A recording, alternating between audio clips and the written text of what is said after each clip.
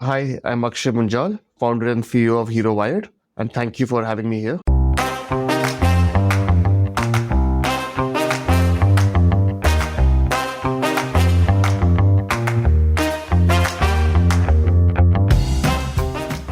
Hero is a household name in India, mostly known as the world's largest bike manufacturer from India. But beyond bikes, the Hero Group also has interests in training and education. In this episode of the Founder Thesis podcast, your host Akshay Dutt talks with Akshay Munjal, who leads Hero Group initiatives in the space of upskilling. Akshay Munjal shares his first-hand experience of watching the Hero Group founder Brijmohan Lall Munjal building up Hero into a truly remarkable business. He shares his personal journey of first running the corporate training venture Hero Mindmine, and then setting up the BML Munjal University, and finally creating Hero Vired as an edtech platform to train the youth on next generation skills at scale. Despite his background, Akshay remains grounded with his focus on creating solutions for large scale impact and shares his insights from building both an edtech and a traditional educational institute.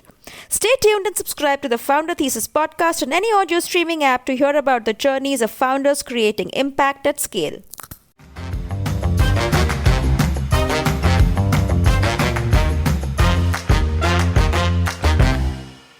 I actually grew up in a small town called Ludhiana. Actually, the genesis of Ludhiana is after the partition, the family moved from Pakistan and they settled in Ludhiana, which is a model town, which was essentially a refugee colony. So you are the grandson of Brijmohan Munjal. Correct. When my grandfather was alive, while we all knew and we all respected him for what he was, but now that he's no more, we just think back of those small stories, instances with him, and his whole philosophy in life was whatever you did yesterday, you have to do better today. And there's a story I asked him that when you were setting up Hero Cycle or that time Hero Honda, which is now Hero Motorcar, what was your aspiration and dream? Did you ever think that you want to make the world's biggest cycle company or the world's largest motorcycle manufacturer? And his answer was very interesting. He's saying, when we started making cycles, it was all about survival. When we shifted from Pakistan, we didn't know anything else to do.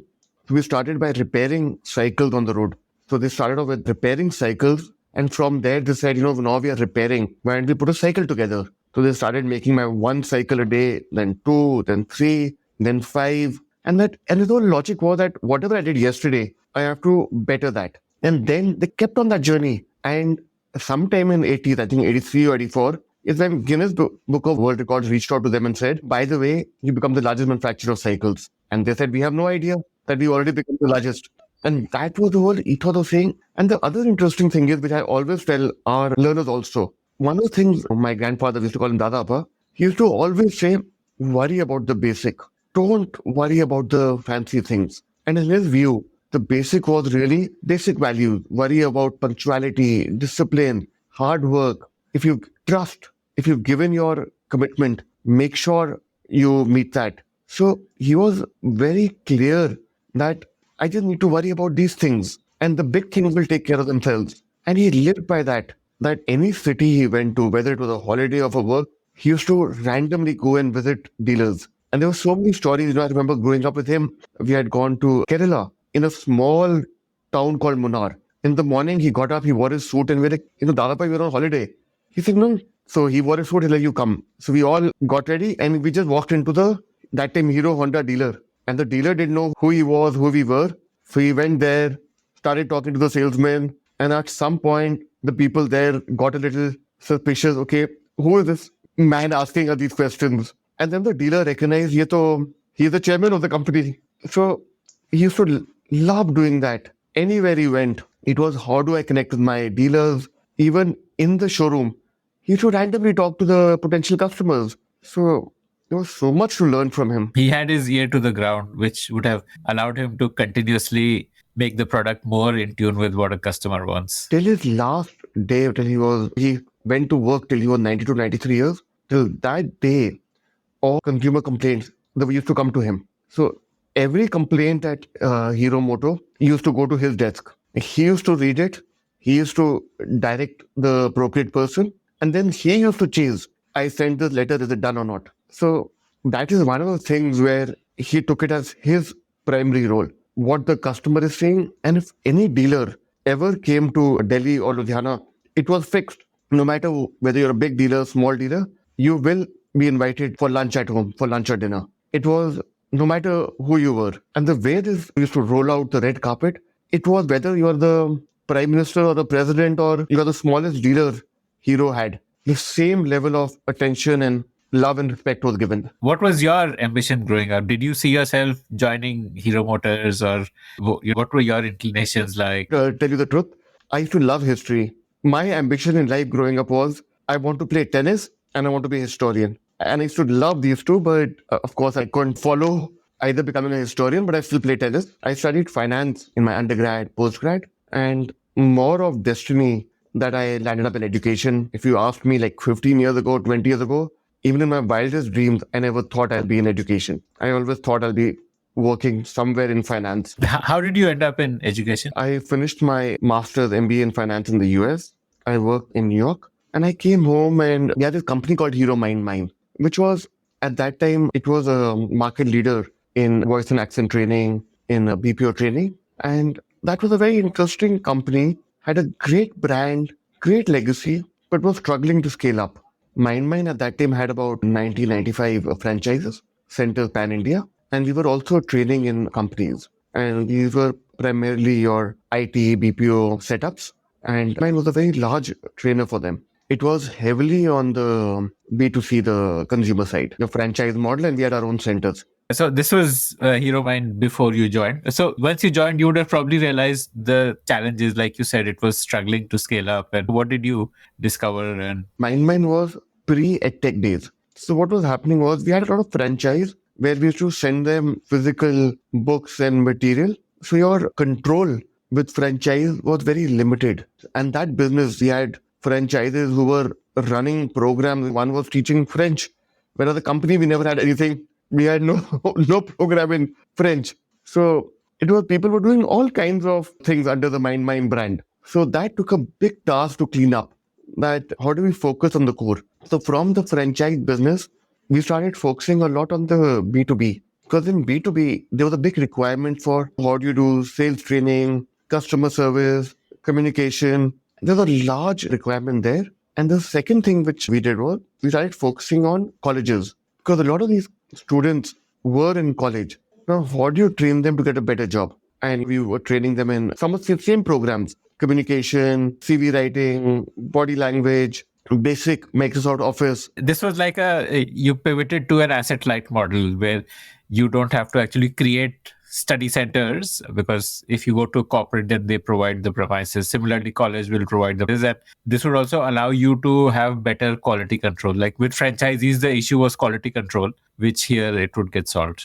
One is quality control, and also the reality is if your franchise don't make money, then they are going to find for other, they will look because they have to pay rent, they have to pay salaries. So unless you have enough product offerings, enough opportunities for a franchise to make money, if they are not, then they also need to survive. So they will look for other avenues. So we pivoted from there and we've moved to a model which is we go directly where the consumer is. So the consumer is in colleges, the consumer was in companies, and that is where really we found our sweet spot. And you were running this like the CEO, or like what was your role? I joined as a COO, Chief Operating Officer. Within a year and a half, I became the CEO. And yeah, that was actually my first exposure to education. As running earlier, I'd always seen education as a student. Now here was education as from a management perspective or a manager perspective. Did you find it difficult selling to colleges? I used to run an English training center myself in that call center, that BPO era. And I was looking at a similar approach of selling to colleges, and I found that so hard to do. It was very difficult selling to colleges because colleges were saying, great, we understand that our learners, our students need to know better English, they need to know how to communicate better, both verbal and written. But can you, if they know better, can you guarantee that they will get a better job? So at the end of the day, everything the college was doing was linking it to a better job. So their yardstick of measuring success was, do they get a better job?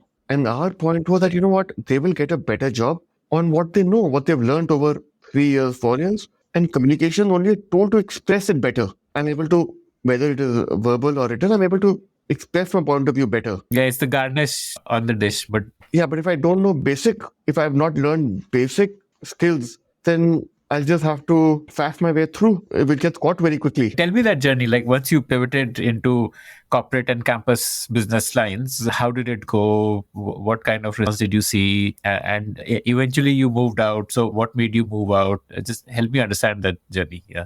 No, I think it was a very exciting journey. It was very tough also because we had large number of franchise. How do we settle with each one? How do we reconcile? How do we scale down? How do we only cherry pick the franchises who are working, the ones who are not working? How do we close it in an amicable manner? So it was a very, very difficult journey at that stage because there was a lot of franchise, people had invested a lot, while the B2B and the B2I journey was relatively easier at that stage. A lot of companies were scaling up, and where Mindmine found its sweet spot was really behavioral training at an entry level.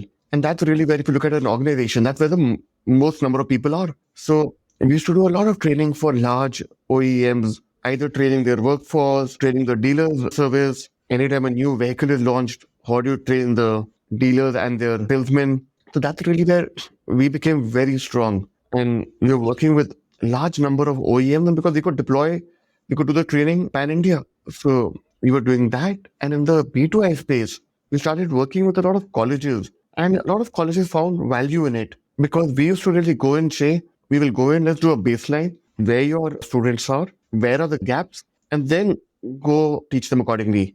And we should train them in how do you write a CV, how do you give an interview, how do you communicate better, and also some basic skills which you will need. How do you use Excel? How do you use PowerPoint? So that was a very interesting journey. And eventually you moved out. So what made you move out? Did you feel that the business does not have legs, or? It's a great question. The reason I started even thinking of moving out was there was a recession which hit. And in recession, the first thing which gets cut is training. So a lot of the B2B business was slashed. And also with colleges, because the recession hit, companies are not hiring as much. So your college students are not getting placed. And then the college says, why do I need to spend more time, effort training my students if you're not able to place them better? And that's really when it struck me that training is very cyclical. When things are good, everything is good. When things turn bad, this is the first thing which is slashed. I would rather focus on something where companies find value irrespective of the economic cycle. And the second thing was, when we were training in the B2I segment, is really when I got a ringside view of what is happening in the Indian education sector. And we were primarily training tier 2, tier 3, tier 4 colleges. And BTech, MBA, these kind of courses. BTech, MBA, BBA, and we were training with these colleges. And that's really where I got a ringside view of how large the potential is. We talk about demographic dividend in India.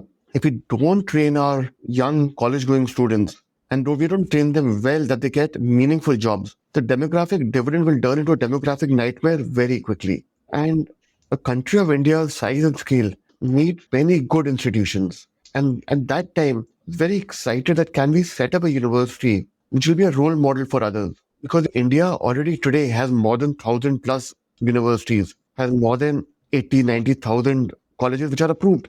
And there are a large number which are unapproved. So no one university or no 10 universities or no 10 colleges will change. But how do you become that aspirational university which others want to follow and start causing a chain reaction for the better? And we've seen that happen since private universities started coming into India. When government really allowed private universities in 2008, we've seen how, and I think overall, the quality of higher education in India is moving up. I remember when we set up the university named after my grandfather. This you're talking of BML Munjal University. Yes, BML Munjal University.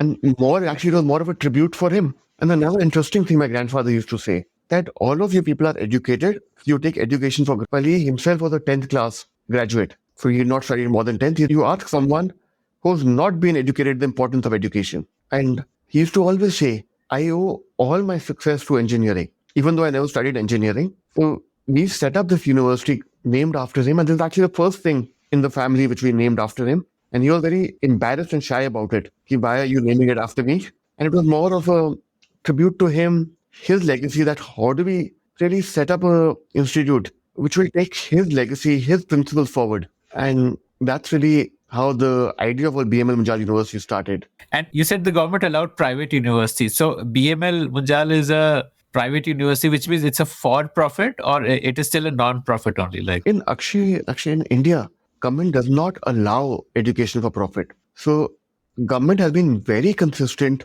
over the last 50 years that education in India will not be for profit. And they've taken the same consistent view throughout.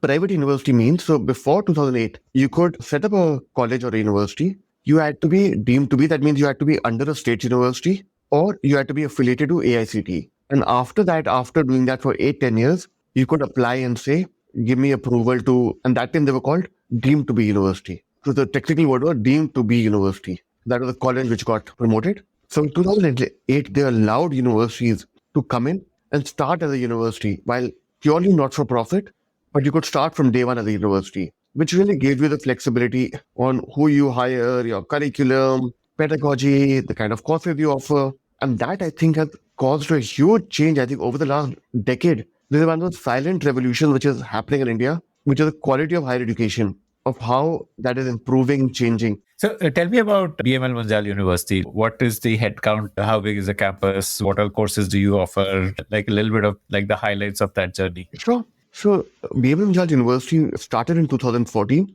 and it started with really three basic principles.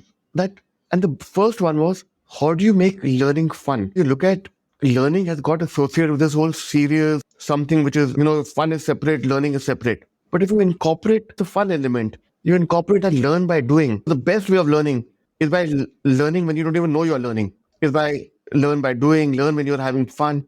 So how do you make learning practical? And the second component we looked at was, how do you blur the boundary between education? Today, it is very straitjacketed. If you do engineering, you will only study engineering. You do management, you will only study management. You do law, you will only study law. But as a human being, you want to know a lot more than just your discipline. If I'm running a company, it could be a problem which is a finance problem, could be an engineering problem, could be a combination of two. Problems in life don't come labeled as such. If you're an engineer, you need to know how to communicate better.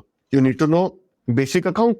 You need to know basic law. So how do you blur the boundaries? And the third one was, how do you give people flexibility to learn at their pace and flexibility to take the courses they want to do? So these are the three basic principles. Learn by doing, learn beyond your subject, and learn at your own pace. So and that is when the university started. Today, we offer programs in management, engineering, law, liberal arts, from postdoctoral, PhD to undergrad. The university is doing well. The management school has been consistently being ranked by NIRF. It's moving up the rankings, and our placement data is very robust. So this is when I talk about when people have a choice. You automatically show outcomes. Then people want to be there. And that is what I think, by allowing private universities, overall the sector starts improving. And that's the same example giving someone. When you look at before Maruti came to India, you had Hindustan Motors, you had Fiat. When Maruti came, they upped the automotive sector with their practices. Today, Indian auto sectors compete globally. Because of the ecosystem. Because the ecosystem matured, developed, became competitive. It was not protected. Before Maruti, you only had a handful of choices and you had to wait for your vehicle to come in. Quality was very iffy. Today, that's not the case. So BML University has done well. Next year, we are celebrating our 10th anniversary. What is the capacity? Like, how many students graduate each year? So we have about 2,000 students on campus, and every year about anywhere between 300 to 400 students graduate. But the number is just increasing. We want to build a high quality institution which has impact. Now, what does high quality institution which has impact mean? High quality really means that you're able to show superior outcomes. But to show superior outcomes, you need to have enough faculty, enough great faculty, enough industry tie-ups, enough opportunities for your students. And all of that takes time. And my own belief is that your quantity always follows quality, not the other way around. So when you start showing superior outcomes, you can start increasing your number of people you take. And that is the journey. You look at your world-class universities also. You look at an Oxford or a Harvard. Oxford is 900-year plus. Harvard is 350-year plus. All of them have gone through that journey. And after they've gone through the journey, they've matured, ecosystem has matured. And then today they can take a large number of learners. Similarly, if you look at in India, Indian School of Business, that also started off with a handful of students. Today, they also take in large numbers. But the institute has to mature. And there are different segments. Not every student is going to get a 90% plus, not everyone will get an 80% plus or whatnot. So within education also, there are different players catering to a different customer, and each segment has a different need. Somebody who's going to get a 99.99% will want to go to IIT. Somebody who's got a 60% will choose something else. So you've got to, which segment are you playing for? And are you meeting their expectation? And then you start moving up slowly. Got it. Okay. What led to the birth of Hero Wired? There were two things. Way back in 2018, we had our office in Delhi, very close to the district court. This was the office of the university. The university, correct. I was that time fully involved in the university. University was like a baby to me. My first child and the university are 1 year apart. And there's a very funny story. I had gone to a doctor and he was talking about the university. And then after 2 minutes, he asked me, how many kids do you have? And I said, 1,200. And the doctor dropped the thing. He's like, what? And he's like, how many children do you have? Oh, I think I only have 2 children. But in my mind, it was how many children you had were how many learners in the student, were how many students we had in the university. And one day in 2018, I was driving back home. Somebody had put up these posters in both English and Hindi, and I still have pictures of those, which said, wanted graduate engineers to drive luxury cars. And they had put up in English, Hindi, they had given various phone numbers. That I found it very troublesome. Because I had been in education by then, was also running a university which had engineering. And then I was talking to somebody, and the person made a comment to me. He's like, why are you getting so troubled? He's like, next time, anytime you order on Amazon or Flipkart or you order on Zomato or Swiggy, why don't you ask the delivery boy how much he or she has studied? And there's a very high probability person will be a graduate. First, I found that very disturbing. I was like, what do you mean? He's like, no, just try it. I said, okay, I mean, if you're saying it, I'll try it. It was actually true. In my own, whatever little survey I did, 30 to 40% people were actually graduates. And that was very troublesome. Back in 2018, I was looking, what can we do? There were many, should we expand more programs in the university? Should we take in more people? Should we do something different? But in the university, if you took in more people, how do you ensure quality? Because you need that many good, high quality faculty. You need that many companies. You need that whole process system. And at that price point, because to run a high quality institute without any government funding is very capital intensive. And I'm sure you've read, like even government has often quoted the figure, if they remove the subsidy at IITs, the fees would be more than 4 or 5 lakh a year to provide that quality of education. So for us, without the subsidy, how do you provide that quality of education and to a large number? And that's the time thinking, and that 2018-19, why can't we offer something which is virtual? Because in virtual, you are able to, people don't need to come to one place. They can be wherever they are. They can be home. And how can you... More scalable. How can you offer them skills, high-end skills, which are extremely job-focused? And that was really the birth of Hero Wired. Wired means virtual education. And it was and the interesting thing that we did was in 2018-19, we mapped out which are the high-growth skills which have huge demand and are expected to grow over the next 5-10 years. So that is a filter we applied. So salary should be attractive, demand should outstrip supply, and this scenario should be there even 5 years from today. And that's how we came to a set of courses today, which we offer in Hero Wired, where whether you look at courses like data science, full stack, DevOps cloud, fintech, huge demand from industry, where industry demand today outstrips the supply. And that was really the birth of Wired. And then the second thing was, while you've got Indian universities, how do you get world-class education in India? Even if you take the Maruti example I was giving, imagine if you ever had a Harvard or a MIT or in India, imagine what chain reaction they will start. That high quality education, their faculty, the system processes they use, how they do research, how do you take that? How do you start that revolution? That overall quality of the sector goes up. So that was the two thoughts. So we took really high quality content available from our collaborating institutions like MIT, INSEAD, and the offer which are extremely in demand, job linked and in demand. So we took these two principles, and then that's already why Hero Wired started. So what was the journey of launching your first course? Did you start by first finding a collaboration, and how did you sell the course, and help me understand that launch journey? It's very interesting, it was a very different mindset.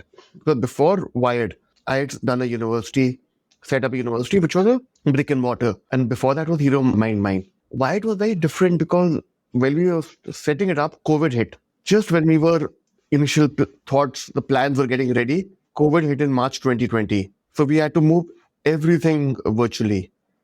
Actually, we hired our first employee also virtually. I met her 8 months after she was already on board because of COVID. And it had a very strong tech presence because we had to offer these programs which were really high quality, or you leverage tech to make it more intuitive, yet you have the human connect, the live teaching. So the journey we started off, first program was in collaboration with MIT, which was a combination of data science, AI, ML, and we launched we launched Hero Wired actually in 13th April 2021. We launched on 13th April, and then Delta hit Delhi literally 1 week after our launching. So April, May, June were very difficult months. A lot of people, including me, my family, down with COVID. It was a very difficult time for Delhi per se. And we launched our first program in June, July 2021. And from there on, we just been building on going strength to strength.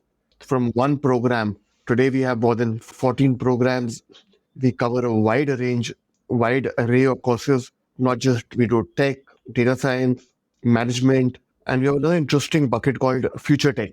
In Future Tech, we offer programs in gaming, and we've got some other very interesting cutting edge programs which we're going to launch in another 2 or 3 weeks in that bucket, which are absolutely unique programs which nobody else in the country is offering. I want to zoom into that first course with MIT. What, in such a case, you would be paying some sort of a royalty to MIT for using their curriculum and brand? That would be like a revenue share or something like that. That would be the arrangement. So with MIT, it's a very interesting arrangement where MIT's got the content developed and they give certification. So MIT's certification is recognized by MIT and MIT's partner institutions globally. So you could be sitting in India, getting MIT credits, and which you could transfer to MIT and MIT partner institutions. So there was and the way we were teaching, which was completely live teaching, where you had live industry practitioners who were teaching you. So you could take our courses, take the credits from MIT and transfer to wherever you wanted to go. So that was a very interesting journey because at that stage, the company, because of COVID, people were all remote, the company was getting launched, and EdTech at that time was extremely hot, difficult to hire talent. It was a red hot sector that time. It was extremely even the data science course space is also crowded. There are quite a few companies offering that data science courses. Absolutely, very crowded. But our program per se was quite unique. It was a combination of data science, AI, ML, and this whole model of live teaching. That we have industry practitioners teach you live, and because we teach you live, we are able to give you superior outcomes. So one of my key learnings with education was that you have to show outcomes no matter who you are. Education, unfortunately, is looked at a means and end is a job or a better job. And that really stayed with me throughout. How do you show superior outcomes? And that's when we launched the first program in data science. Then we launched a program in finance and fintech. What were you doing for customer acquisition? What we started off in Hero Wired earlier was purely online. We were using a lot of Google AdWords and Google AdWords, digital media. But over time, even Wired scaled up 3 verticals today. We do B2C, B2B, and B2I. So somewhat similar if you look at back to Mindmine days with 3 verticals, but purely tech, all tech-enabled, and all really cutting-edge programs which are linked to job outcomes. Okay. And you didn't tell me that arrangement with MIT. Like, what is the commercial arrangement there? Yeah. So with MIT, what we do is we give them a minimum guarantee of number of certificates which we'll consume from them. Okay, so MIT charges you on a per certificate. So MIT charges on the per certificate basis, while MIT does not do any live teaching. But other partners like INSEAD, which is very unique. INSEAD faculty teach 50% of the program live. So we offer 2 programs with INSEAD. One is strategic management and one is product management. And essentially, if you look at the way strategic management is structured, it's like a mini MBA. Somebody with more than 5-year experience, but not done an MBA, how do you give them a broad overview of all skills and topics required to be an effective manager? Initially, you must have done a B2C only, like it would have only been... Correct. Initially, we started with B2C, and then we launched B2B, and then B2I. What are the characteristics of each of these divisions? Like for B2C, what sells? What are the key drivers? What are the levers of growth over there? And same for B2B and B2I. So to us, B2C, it is very important that you bring your CAC down. Otherwise, there are lots of these tech-enabled businesses which are just blowing up money to acquire customers. And we've seen that kind of money which is being blown up, and if people are not getting, and if you're not able to show outcome, they're not able to stabilize your cost, you will have a tough time surviving. So for us, it was very important that our CAC, customer acquisition cost, is below 30%. And the only way of bringing it below 30% is A, having a lot of organic traffic, having a lot of content out there which is appealing to people. Two, over time, having a lot more referrals. There's nothing better than positive word of mouth.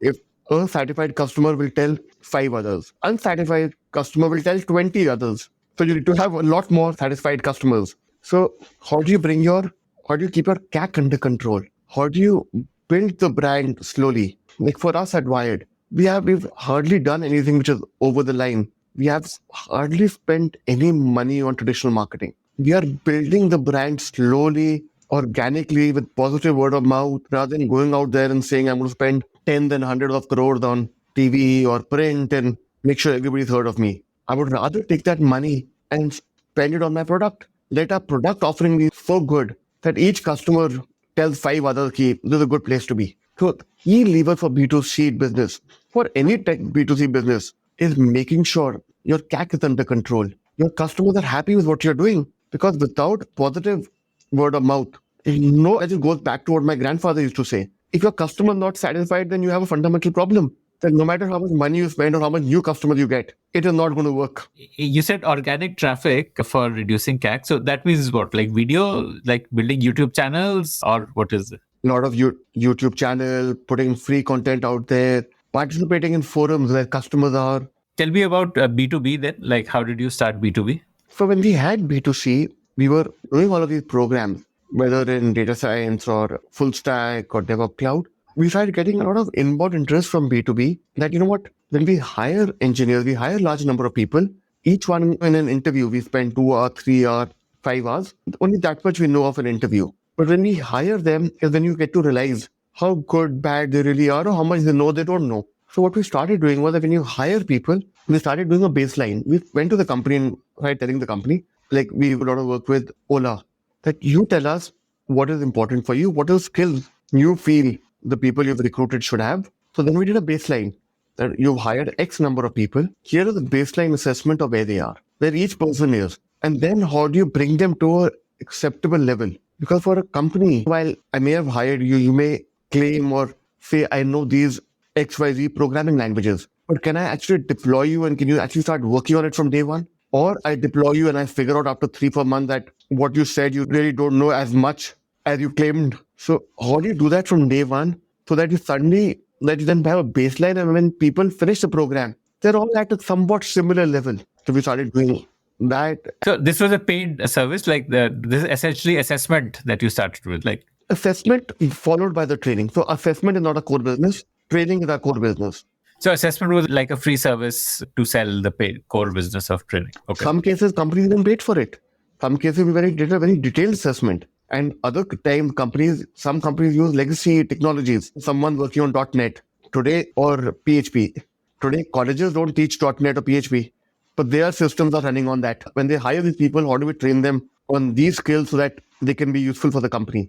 Because the way I look at it, for every company, unless you're a training company, training is your business. For most companies, training is not your core business. So you focus on your core business. Let others do what they're good at, and you measure them on the outcome. And what is your target in businesses? Like, because, business can be a startup which has 100 employees, or it can be a company like Maruti, which has tens of thousands. So what kind of companies do you target? What we really find is two types of companies where we get a lot of traction. One is the new age unicorns who've grown rapidly over the last few years, but now are really investing heavily on the quality of people. So that's a very good target segment for us. And the second is legacy companies, strong brand, strong systems, but not able to hire the kind of talent because people don't use those legacy technologies anymore. Your solution comes in after hiring, or do you also aid in the hiring process itself? No, that's a very interesting question. So when we started doing in B2C, then we also started going to colleges. And then we'll train your students while they are in final year. We'll train them so they get a better job. From when we were doing these two, then we went to companies. You tell me, what are you looking at? What do you want people? And because we are training in B2C and B2I, I can train the student in those skills so that when he or she graduates, you've got what you need. And that works very well for everybody. Because from a student, You get a trained professional. you get trained professional, students start earning from day one, companies start seeing output from day one, and works very well for us because we are sitting training people and we are able to place them. It adds value to your offering, basically, because So it adds value to everybody in the ecosystem. And I think that is a fundamental place where we'd love to be, where every partner sees value. the recruiting contribution is in terms of helping your students to get placed. That's how you help companies to recruit talent. We also help companies recruit talent. So it works both ways. So we help companies recruit talent and for our students. And what of work we do with B2I, they are very clear. So if you work in a B2I, colleges or institutions are very clear. I'm doing this training so that they get a better job. And we are also very clear. We are training them, they get a job. So we go with that mindset.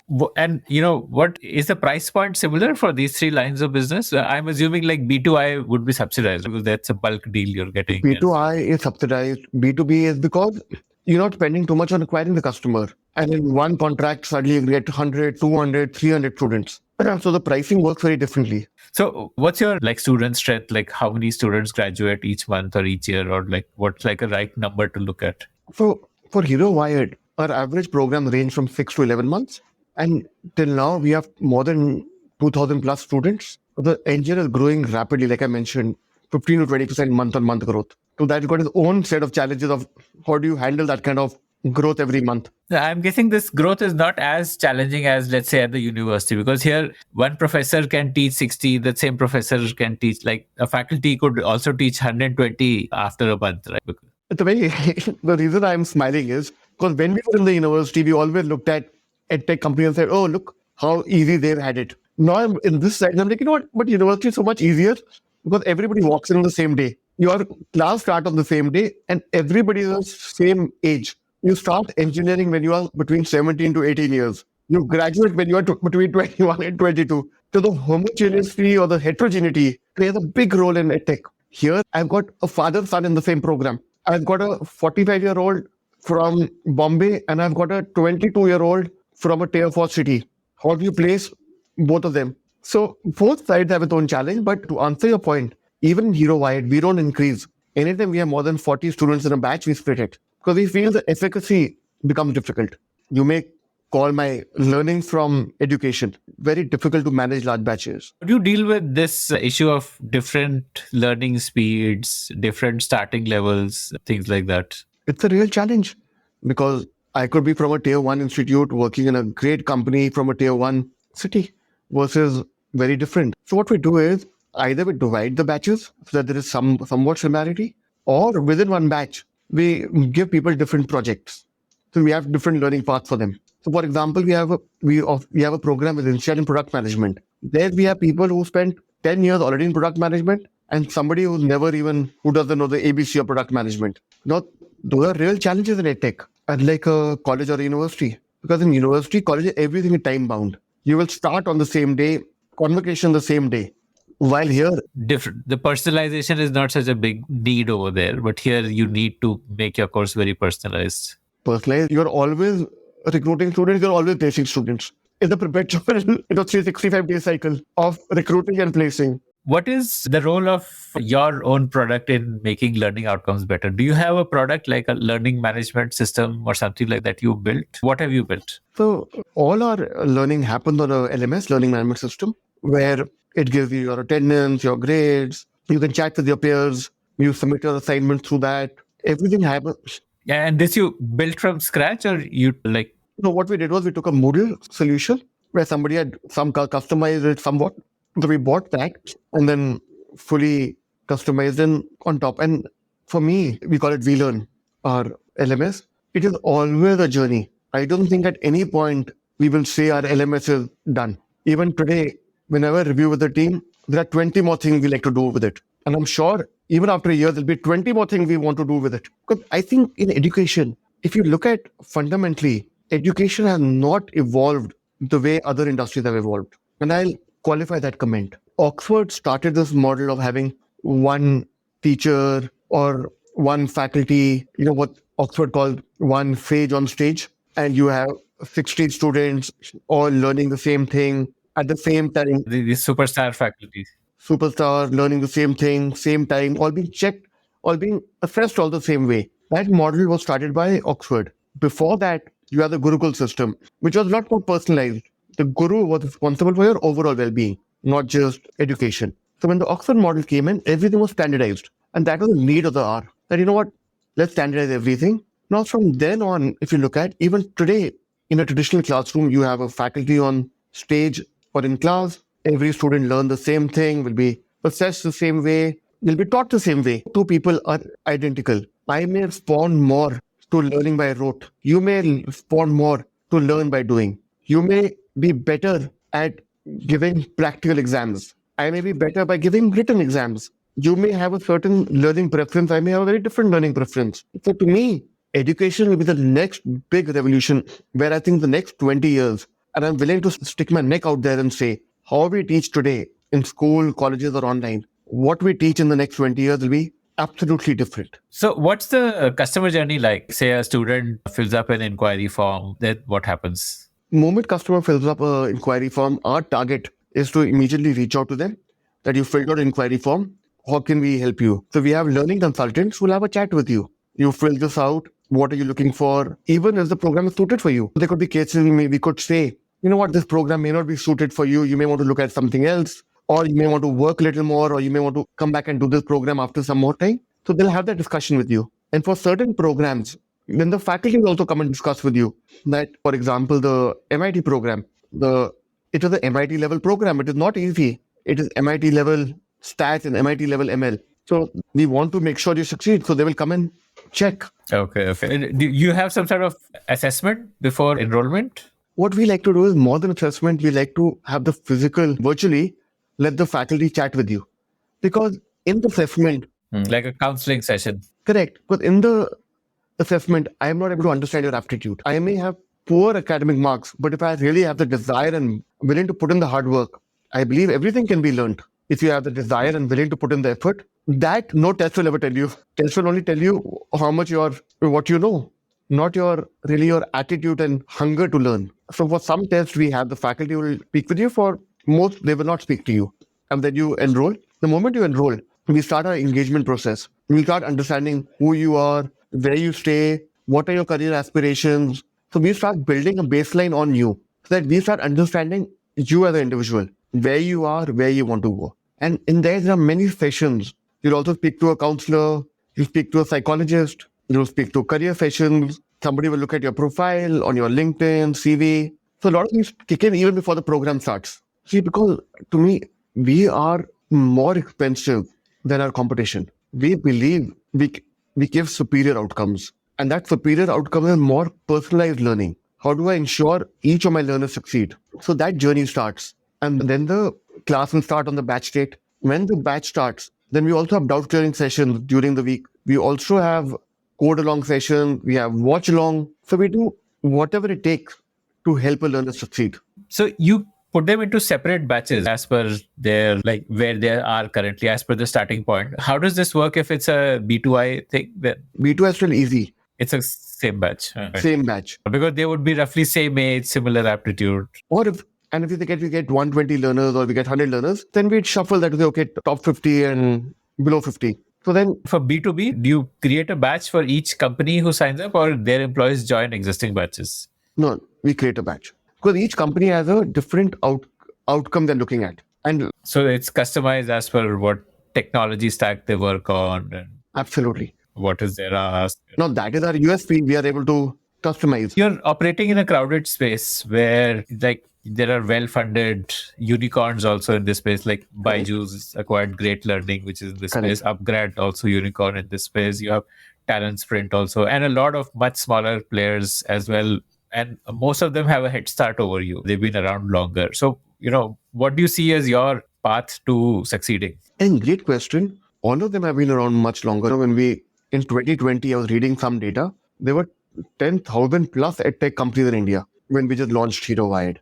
I think but the fundamental difference of what we do is we are able to give superior outcomes. That is the reason why we are growing. at the pace we are growing and the kind of partnership tie-ups we have, kind of program we have, I think this helps us show superior outcomes. Nobody else has tie-up with INSEAD.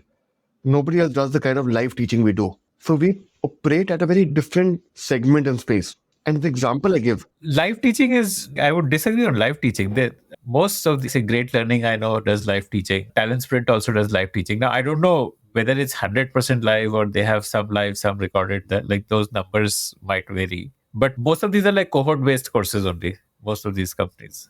so what most people do is they will give you pre-recorded lectures, then they do doubt clearing sessions. They call the doubt clearing session as live teaching. What we do is we believe that people are busy or will not have the time to look at pre-recorded lectures. And especially for more complex subjects, you need that handholding. If I could give you recorded lectures for everything, why do you even go to college? Or why do you even do anything online? Today, YouTube has enough content available, from how to bake a cake to how to drive a car to how to swim to how to become a data scientist to how to become a rocket scientist also. Yeah, there's an ocean of content available. Yeah. But in that ocean of content, the moment the content becomes complex is where you need a guide by your side. And that's really our whole model and philosophy by which we operate. And we actually are not finding that competition. And if you are already talking about edtech players, India has 1,000 plus universities. But university is not really a competition field, right? Because you have 6-month to 11-month courses as opposed to 3-year, 4-year course with universities. Universities also offer programs online. Universities also do executive education. So competition is not just edtech per se. No, fundamentally, if all of these were there, why do we still have unemployment or underemployment? Yeah, you're saying the market is big enough for multiple players to exist and each player to find their niche. More than market is big enough. Today, you talk to any company, most companies are always complaining that I'm not able to find talent. Now, why is that?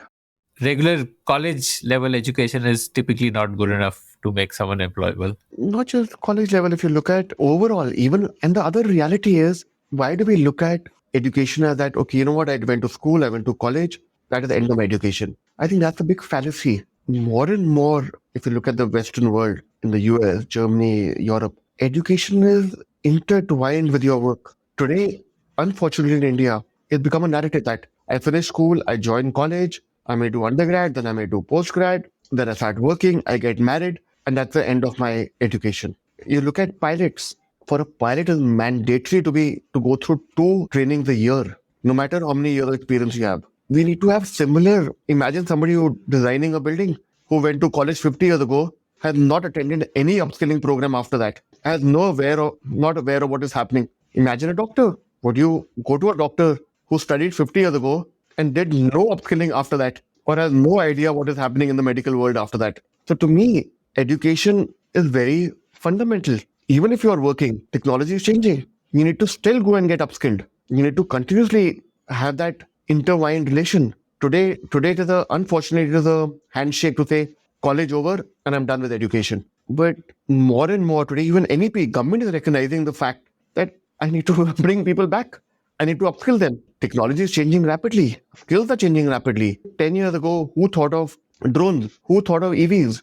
Today it's a live question. How do you handle law if a EV, self-driving car, bangs into somebody? Whose liability is? Is it the manufacturer or the owner?